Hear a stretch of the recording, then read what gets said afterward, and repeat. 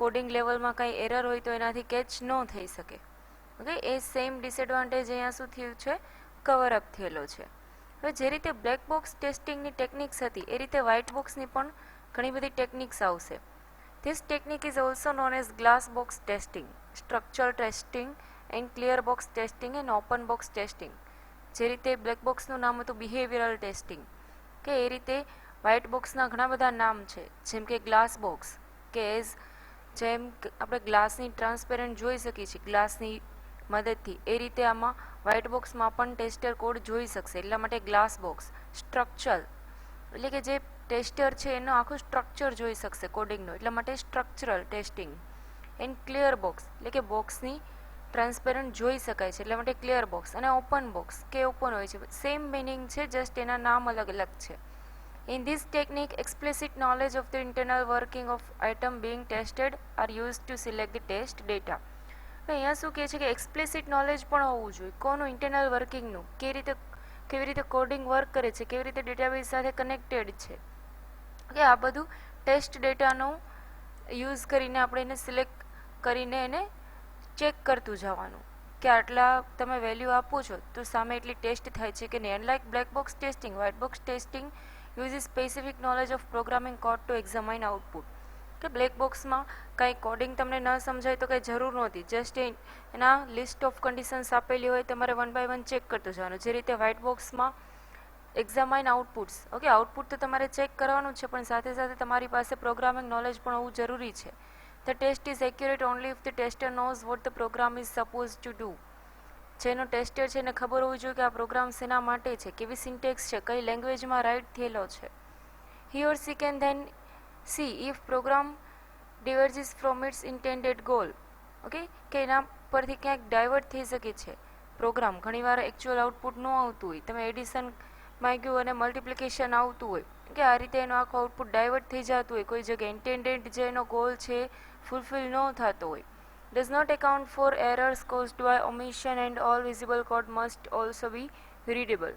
Okay, errors caused by omission, કંઈક વસ્તુ તમે રાઇટ કરતા જ ભૂલી ગયા છો, આખું ફંક્શન છે, ફંક્શન રાઇટ કરતા જ ભૂલી ગયા છો, કે તો આ બધી એરર છે આ લેવલ ઉપર એને ફૂલફિલ પણ કરી શકાય છે. જેટલી એરર છે સોલ્વ કરીને એને કંઈ નવું અપડેટ પણ આપી શકાય છે. અહીંયા તમે જોઈ શકો છો કે જે બ્લેક બોક્સમાં આ આખું બ્લેક કલરનું હતું બોક્સ છે, બોક્સ ઇટ મીન્સ કે એનો એકચ્યુઅલ કોડ, કે અહીંયા બ્લેક કલરનો હતો બિકોઝ ટેસ્ટર છે એની આઈઝ એને જોઈ ના શકે, ખાલી ટેસ્ટરને એનો ઇનપુટ ડેટા અને રિઝલ્ટ જ દેખાય. એ રીતે અહીંયા ટ્રાન્સપેરન્ટ છે, મતલબ જે ટેસ્ટર છે એ એનો ડેટાબેઝ જોઈ શકશે, એના વેબ ફોર્મ્સ જોઈ શકશે, સોર્સ કોડ જોઈ શકશે, આ બધી વસ્તુ ટેસ્ટર જોઈ શકશે. Very different in nature from black box testing. સાવ ઓપોઝિટ છે, અલ્ટરનેટ નથી પણ ઓપોઝિટ છે. In black box testing, focus is all activities is only the functionality of system and not on what is happening inside the system. સિસ્ટમની અંદર શું થાય છે એ ક્યાં એને ચેક કરવા જવાની જરૂર નથી, પણ જસ્ટ ફંક્શનાલિટી જોવાની છે કે જે રાઇટ કરેલું છે પ્રોપરલી ચાલે છે કે નહીં, ક્યાંય ભૂલાઈ નથી ગયું ને રાઇટ કરવાનું. ઓકે, એ સિસ્ટમમાં શું એરર છે, રેમ ઓછી છે, વોટેવર એ કાંઈ એને ચેક કરવા નથી જવાનું. White box testing involve looking at structure of the code.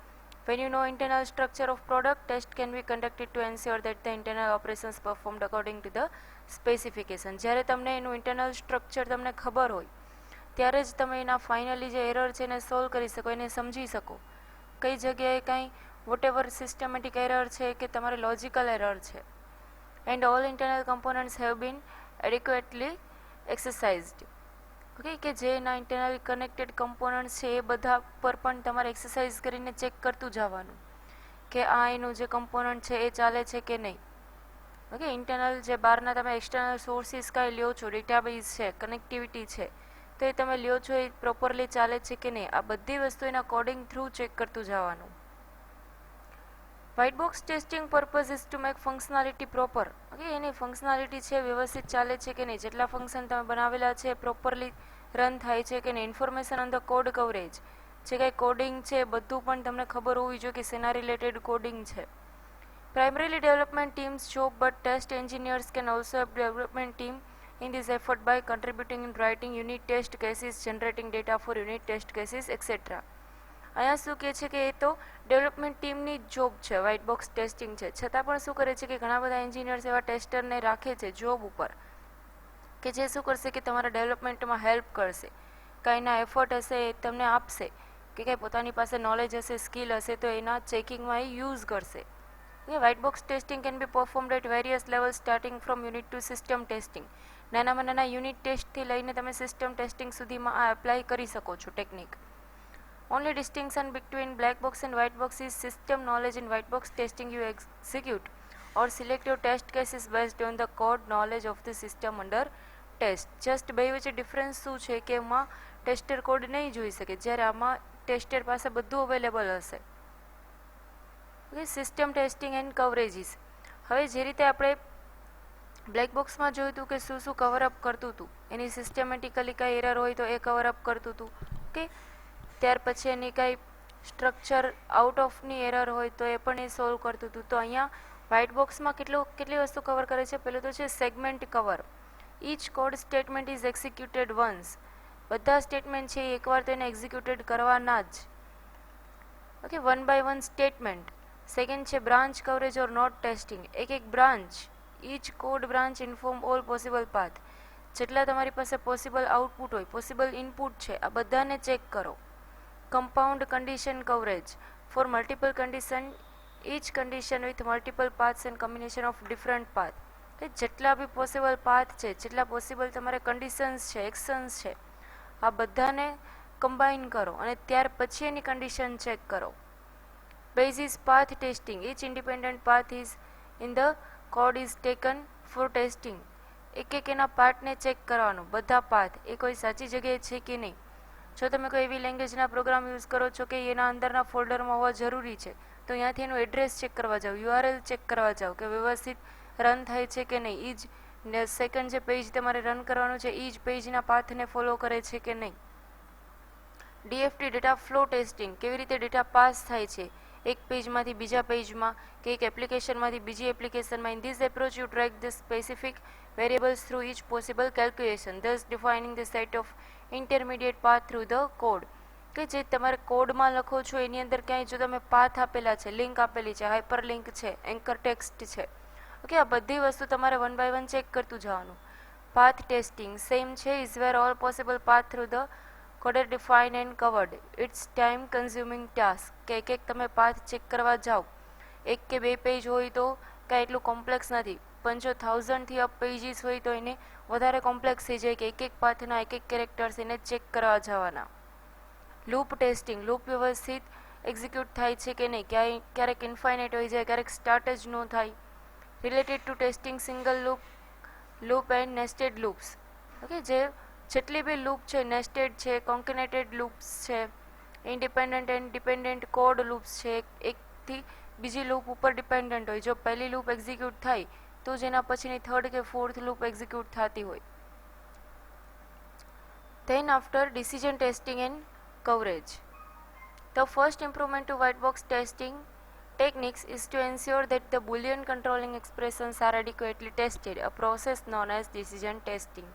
Okay, Boolean value decisionમાં કાં તો તમારે યસ લેવાનું કાં તો નહીં, કે કાં તો યસ કાં તો નો, એવું નહીં કે બેની વચ્ચેનું ડિસિઝન, પણ બુલિયન જ લેવાનું બને ત્યાં સુધી.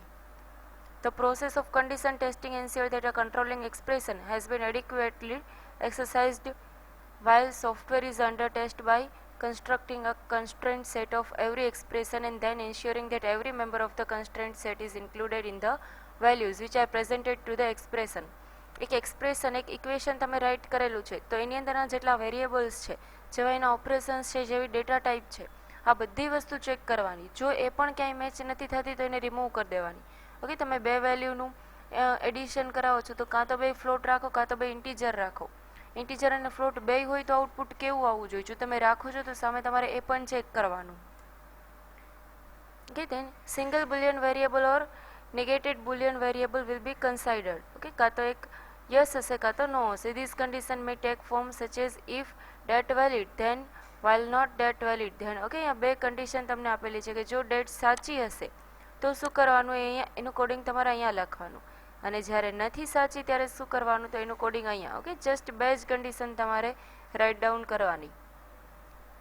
તો આથી વ્હાઇટ બોક્સના ટેસ્ટિંગનું કવર કેવી રીતે કવર કરે છે, ઓકે, કેટલી વસ્તુને એ ટેસ્ટ કરે છે, એના ટેસ્ટર પાસે કેટલું નોલેજ હોય છે, આ હતું વ્હાઇટ બોક્સ ટેસ્ટિંગ. હવે જેવી રીતે વ્હાઇટ બોક્સમાં એને ફૂલ્લી નોલેજ હતું કોડિંગનું, ઓકે, મતલબ કે એને આપણે વ્હાઇટ બોક્સ કીધું. એ જ રીતે થર્ડ એની ટેકનિક આવે છે ગ્રે બોક્સ ટેસ્ટિંગ, કે ગ્રે બોક્સ ટેકનિક. હવે ગ્રે બોક્સ ટેસ્ટિંગમાં શું હશે કે જે ટેસ્ટર છે એની પાસે પાર્શિયલી નોલેજ હશે. બ્લેક બોક્સ છે તો સાવ નહીં હોય, વ્હાઇટ બોક્સ છે તો ફૂલ્લી હશે, અને ગ્રે બોક્સમાં પાર્શિયલ હશે, ઓકે, અડધું હશે અને અડધું નહીં હોય. હવે કેટલું હશે ને કેટલું નહીં હોય એ આપણે અહીંયા જોઈએ. Software testing method which is combination of black box testing method and white box testing method. Okay, બેયનું કોમ્બિનેશન છે બ્લેક બોક્સનું અને વ્હાઇટ બોક્સનું. જેટલી પ્રાઇવસી સિક્યોરિટી રિલેટેડ ઇન્ફોર્મેશન છે એટલી ટેસ્ટર પાસે નહીં હોય, પણ બાકીનું જે કોડિંગ છે, વેબ ફોર્મ્સ છે, સ્ટ્રક્ચર છે, આ બધું હશે, કે એટલા માટે બંનેનું કોમ્બિનેશન છે. In black box internal structure of item being tested is unknown to the tester. કે બ્લેક બોક્સનું જે સ્ટ્રક્ચર છે એ ટેસ્ટરને ખબર નથી હોતી, જ્યારે વ્હાઇટ બોક્સ છે તો એમાં ખબર હશે ટેસ્ટરને. ગ્રે બોક્સમાં internal structure is partially non. Partially એના પાસે નોલેજ હશે કે એનું સ્ટ્રક્ચર કેવું છે, થોડું ઘણું નોલેજ હશે, જસ્ટ એનો ઓવરવ્યૂ હશે.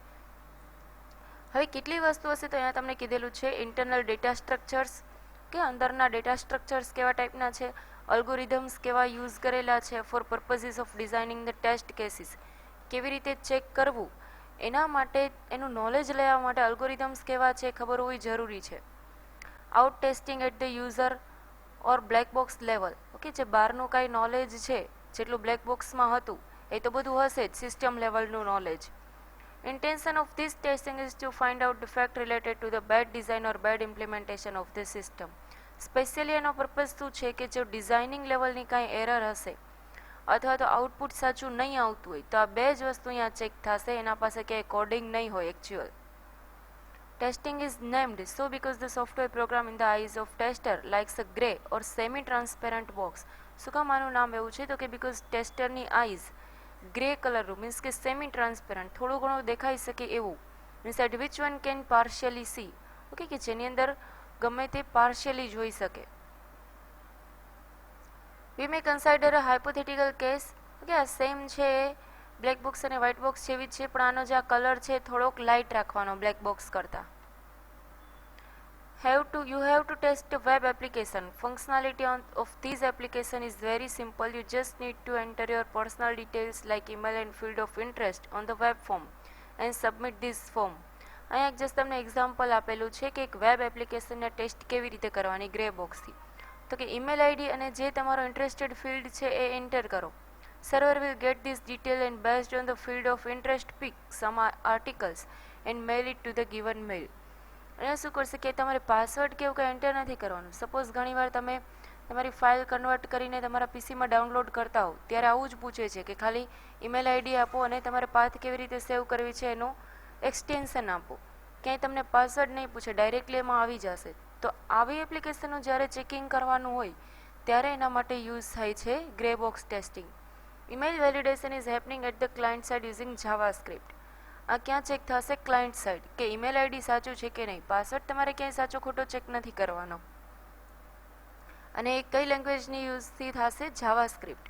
In this case, in the absence of implementation detail, you might test web form with valid invalid mail IDs and different field of interest to make sure that functionality is intact. અહીંયા ખાલી just તમારે email ID check કરવાનું છે અને એની પૂરેપૂરી functionality grey બોક્સથી test થઈ જશે. You know that system is making following assumptions. Server will never get invalid mail ID. કે સર્વર છે ક્યારેય ઇનવેલિડ મેઇલ આઈડી નહીં લે. Server will never send mail to invalid ID. Okay, જો તમે email ID જ ખોટું લખો છો તો શું કરશે કે સર્વર ત્યાંથી ના પડી દેશે કે આવું કોઈ મેલ આઈડી છે જ નહીં. ઓકે, અને જો એને મેલ આઈડી નહીં મળે તો મતલબ કે જે એને ઇન્ફોર્મેશન સેન્ડ કરવાની છે એ પણ નહીં કરે. Never receive failure notification for this mail, કે તમને ક્યારે એવો મેઇલ પણ નહીં આવે કે તમે જે ટ્રાન્ઝેક્શન કરતા હતા એ ફેલ થઈ ગયું છે બીકોઝ તમારું મેઇલ આઈડી જ સાચું નથી. સો as part of grey box testing, in the above example you will have a test case on clients where JavaScript are disabled.